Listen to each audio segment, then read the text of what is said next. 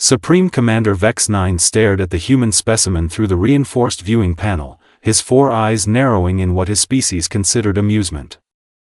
The creature sat motionless in Containment Cell 7, wrists bound by energy shackles that could restrain a Garathian war beast. Yet this pathetic biped looked like it couldn't wrestle a domesticated fluff worm.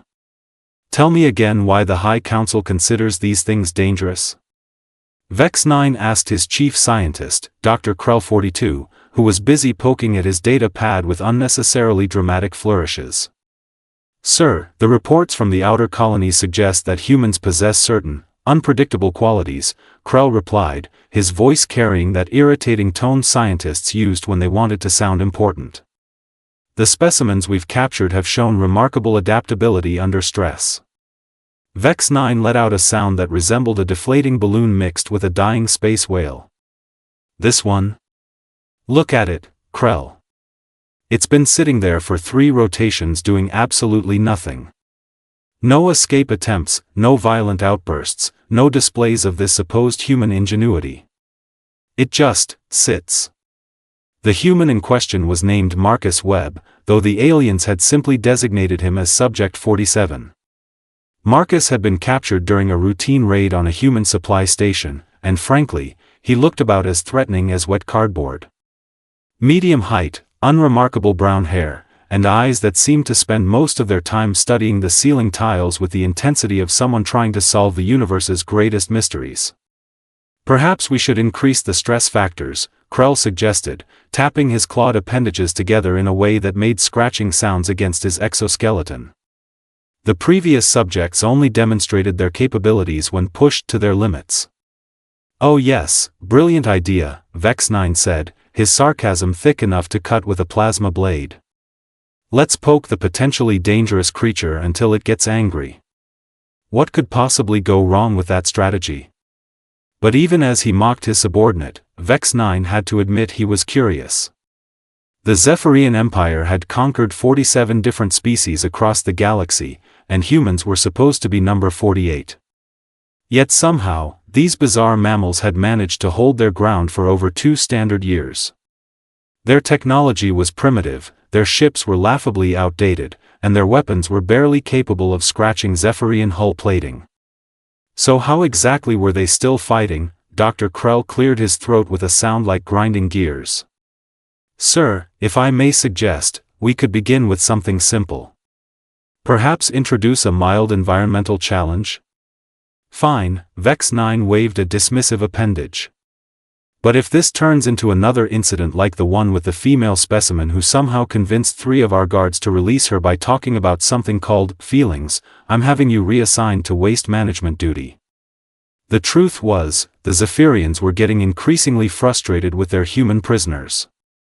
These creatures seemed to operate on a completely different logical framework than every other species they'd encountered. Most civilized beings, when faced with superior technology and overwhelming force, had the good sense to surrender gracefully. Humans, apparently, had missed that particular lesson in cosmic etiquette. Marcus Webb, meanwhile, was not studying ceiling tiles. He was counting. He'd been counting everything since his capture: the number of steps the guards took during their patrols, the intervals between shift changes, the frequency of the energy pulse that powered his restraints, even the number of times Dr. Krell adjusted his ridiculous lab coat. You see, humans have this delightful little quirk that most alien species find absolutely baffling. When faced with imprisonment, torture, or impending doom, instead of falling into despair like sensible creatures, they start planning. They observe, they calculate, and they wait for the perfect moment to do something spectacularly unexpected. Marcus had noticed that the energy shackles operated on a 73-second cycle. For 72 seconds, they maintained full power. For 1 second, they dropped to minimal power while the system reset. Most species would need sophisticated equipment to detect such a brief fluctuation. Humans, however, came equipped with something far more dangerous than advanced technology: stubbornness and an almost supernatural ability to notice patterns. Dr. Krell activated the environmental controls, and the temperature in Marcus's cell began to rise.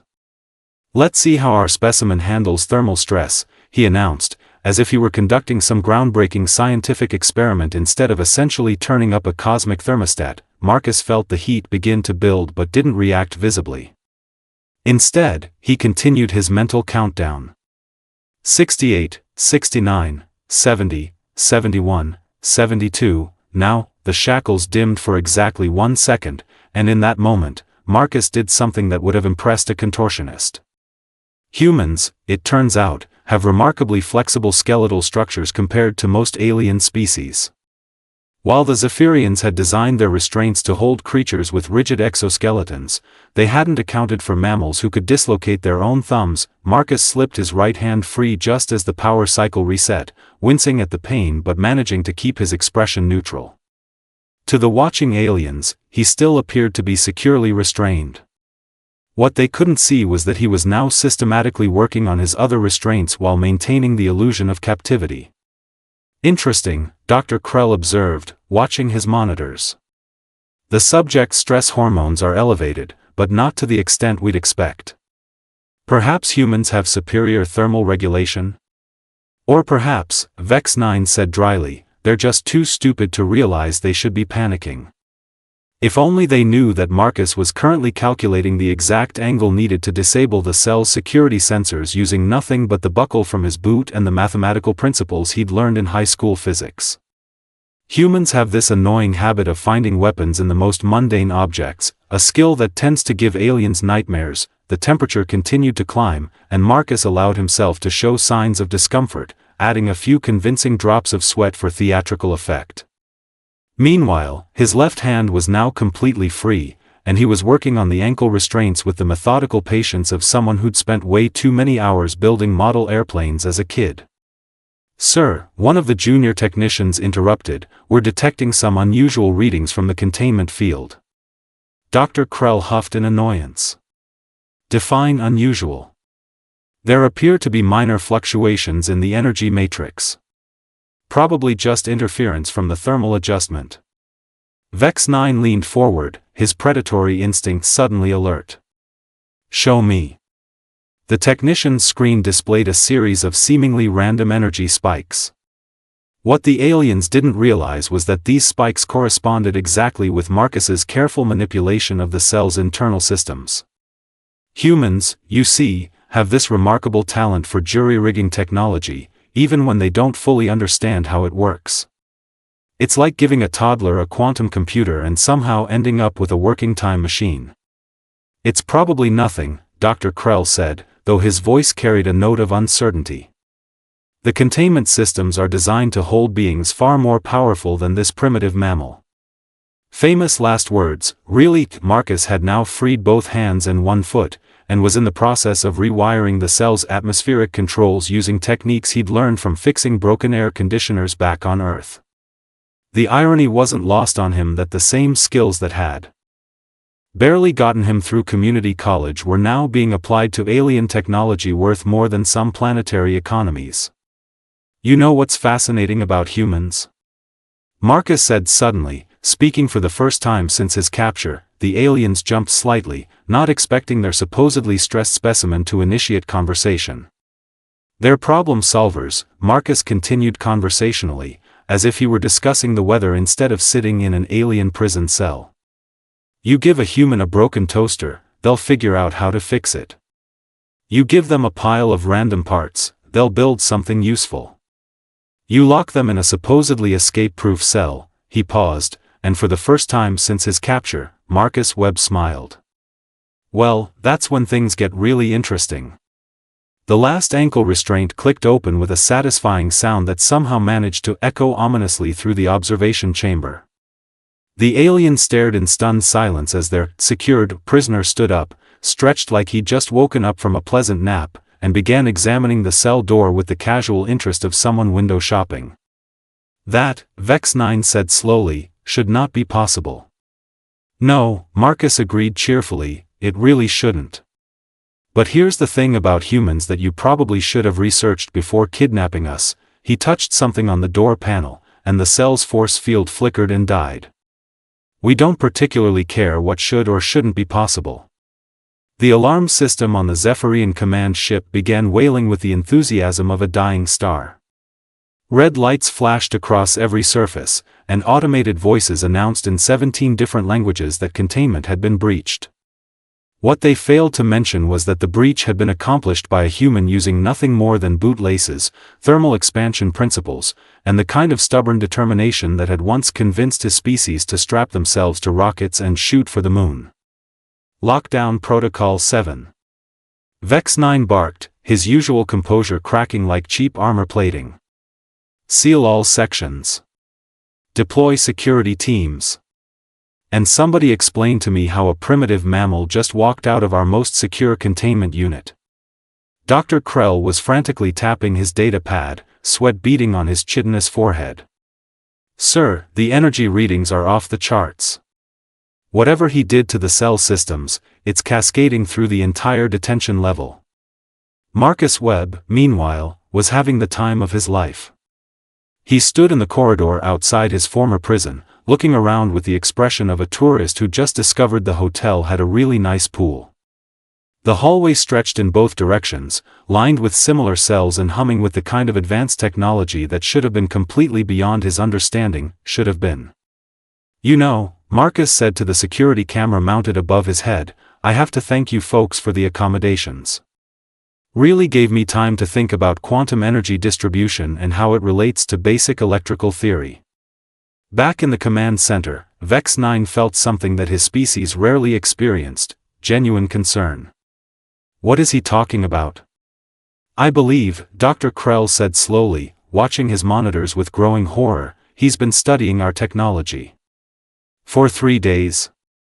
Sir, the energy cascade is spreading. Whatever modifications he made are propagating through the ship's systems like a virus.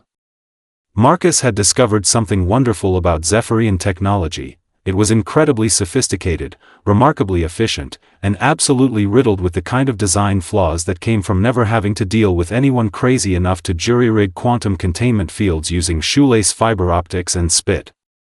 The aliens had built their systems assuming that any prisoner would either try to break them through brute force or attempt to hack them using advanced computational methods.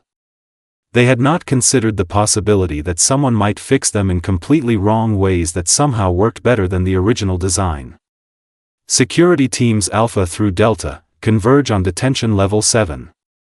Vex 9 commanded. Use stun weapons only. We need that creature alive for study. 24 armed Zephyrian guards thundered through the ship's corridors, their powered armor clanking with the confidence of beings who had never met a problem they couldn't solve with superior firepower. They arrived at detention level 7 to find Marcus sitting cross-legged in the middle of the hallway, apparently meditating. Human specimen, Guard Captain Troc 15 announced through his helmet's external speakers, return to your containment unit immediately or face the consequences. Marcus opened one eye and looked at the assembled force with mild interest. You know, that's funny. I was just thinking about consequences myself. He gestured casually toward the detention cells lining the corridor. Like the consequences of keeping your prisoners in energy-based containment when your ship's power grid operates on a harmonically resonant frequency. The guards exchanged glances behind their faceplates. None of them had any idea what he was talking about, but it sounded ominous. Or the consequences, Marcus continued cheerfully, of connecting your detention systems directly to your main computer core without proper isolation protocols. Dr. Krell's voice crackled through the guards' communicators, tinged with panic. All units, retreat immediately.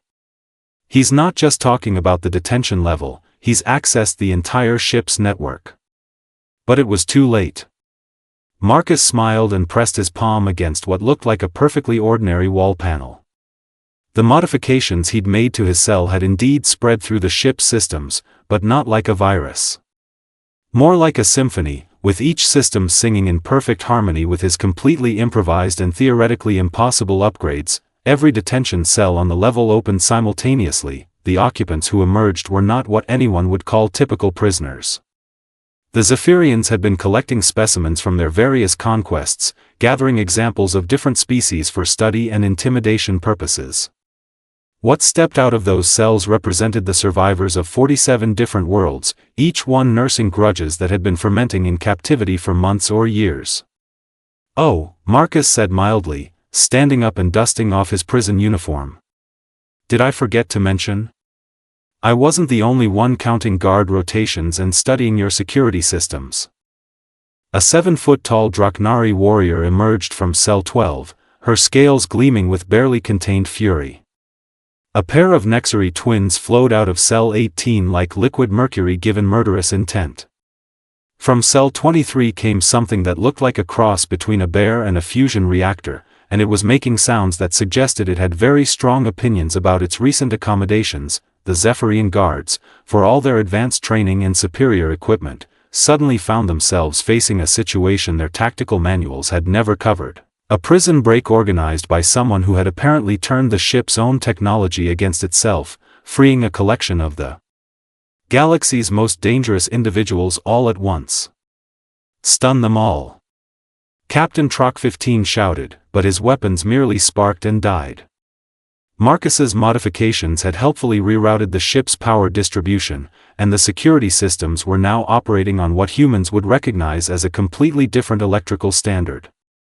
"That's the thing about humans," Marcus explained conversationally to the nearest guard, whose weapon was making the electronic equivalent of confused whimpering sounds. "We're not individually the strongest, or the fastest, or the smartest. But we have this really annoying habit of bringing people together." The Draknari warrior had acquired a pulse rifle from somewhere and was testing its weight with professional interest. The Nexari twins were having what appeared to be a telepathic conversation that probably involved significant violence. The bear reactor thing had started glowing ominously and making sounds like an approaching thunderstorm. "You see," Marcus continued, as the corridor erupted into the kind of controlled mayhem that military strategists spend years trying to prevent, "humans are social creatures. We make friends. We build alliances.